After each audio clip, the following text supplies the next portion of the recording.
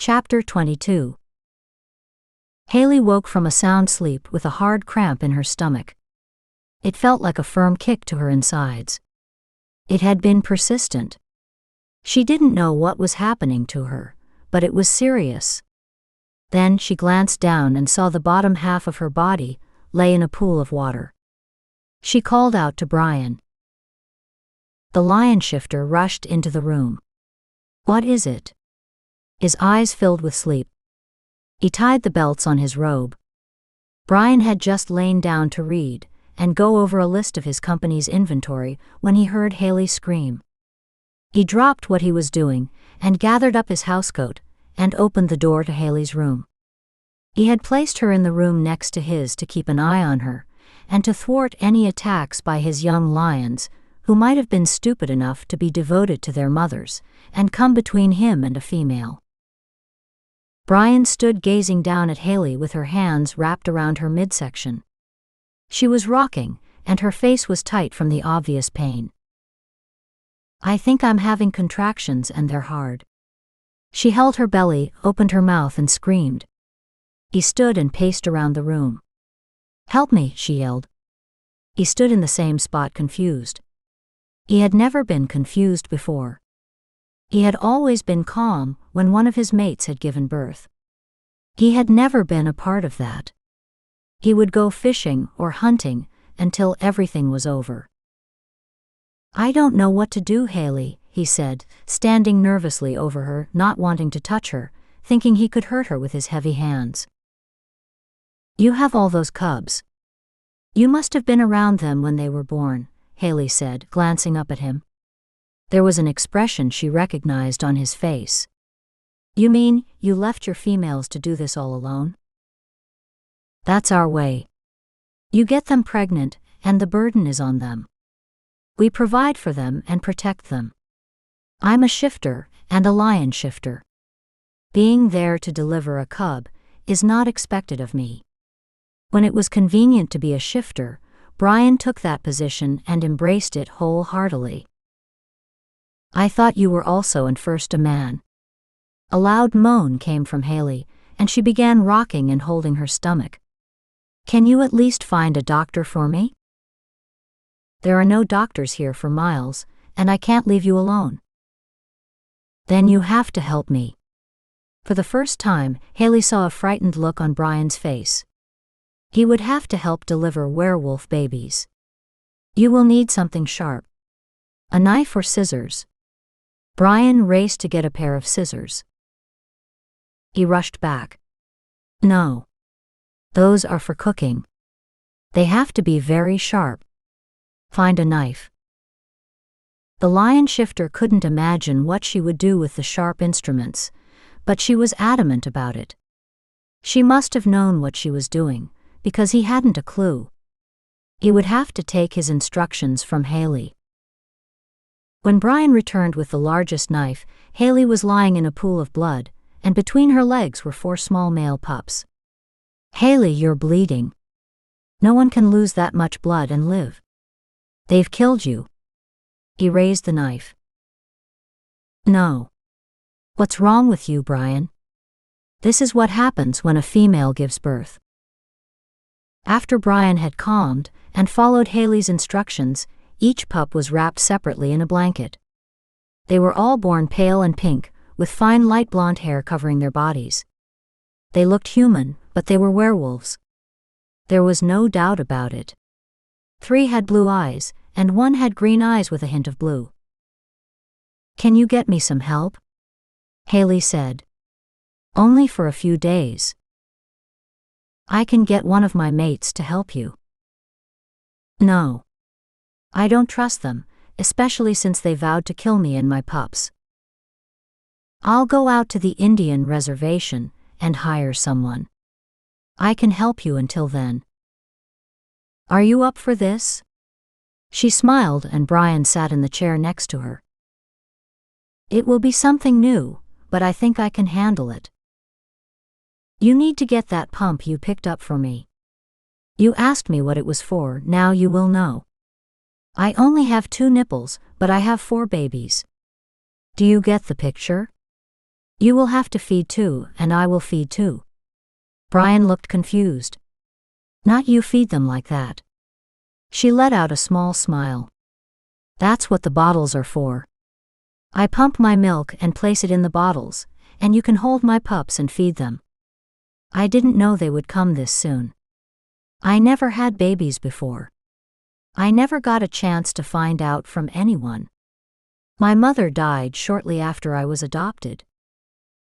What do I do now? The reluctant shifter questioned. Haley handed him one of the pups to hold. Don't worry. Your big paws won't crush him. Just try to be gentle and don't drop them. What do you mean, them? I can't do this.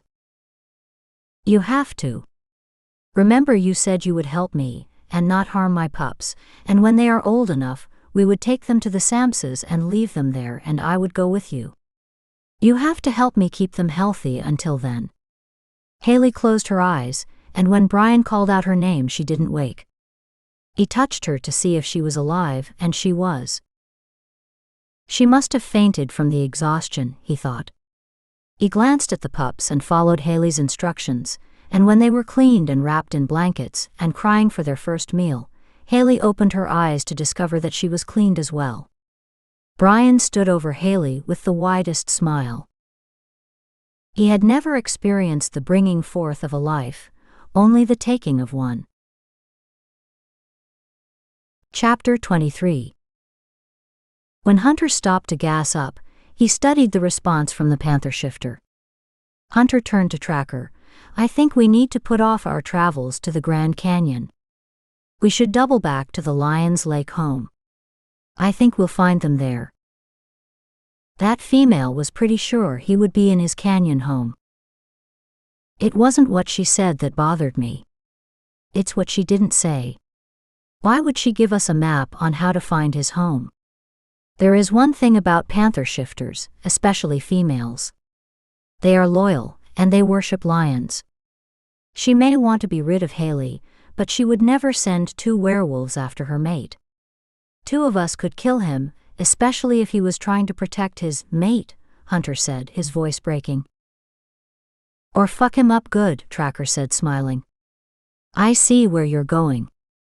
But they depend on that one lion to protect the females, and that compound has nothing but females and young cubs. His 2 sons who are old enough to threaten us are dead, Tracker said with a closed smile. He too had come to the same conclusion. Your brothers saw to that. There are no yearlings to protect them. There is no reason she would want us to destroy him. She's sending us on a wild goose chase, Hunter said, trying to reason everything out after pumping gas into the motorcycle and screwing on the gas cap.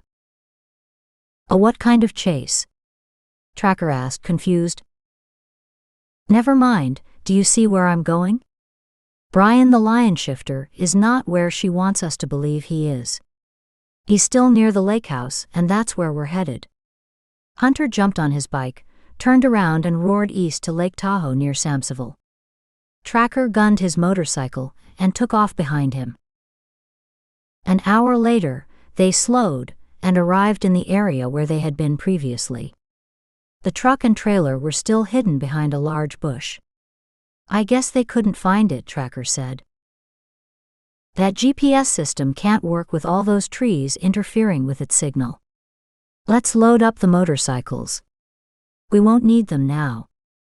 After we take care of the lion shifter, we won't have a need for the bikes. I love that bike. Good, you can pay me for it. Hunter slapped Tracker on the shoulder. What are you saving all that money for? I plan on finding that human female and buy her anything she wants. What about Sadia? Who? Robert's young daughter. Oh, her. I don't think me and virgins are a good fit. Now if she had some experience, then we could talk. Hunter raised an eyebrow as he tied down Tracker's bike. He looked up at Tracker from his bending position. You don't have any experience. Do you think getting your dick sucked once qualifies you as a stud? You don't even know how to satisfy a female. Tracker reached and cupped his large cock. I think this is enough to satisfy the most discriminating female. After Tracker picked up Hunter's motorcycle and placed it on the bed of the trailer, Hunter said, "It will take more than a big cock to satisfy some humans. That's why I'm keeping my money. I know what women like, and that is a man, werewolf with lots of money and a big cock." Hunter rolled his eyes at him. Grow up. I'm trying. And what took you so long to grow up and realize that Katie wasn't for you? Hunter turned his head. He'd had enough conversation because Tracker enjoyed talking, and the only way to stop him from talking was to ignore him and get on with the business at hand, and that was to bring Haley back at any cost. Hunter took off his clothing to shift. Promise me if I don't make it, you'll name one of your pups after me, Tracker said, and he gave Hunter a nervous, wide, childlike smile. His eyes smiling after his lips refused to. Nothing is going to happen to you. I'm your big brother. I promised our mother that I would take care of you. If you don't go home, I won't go home.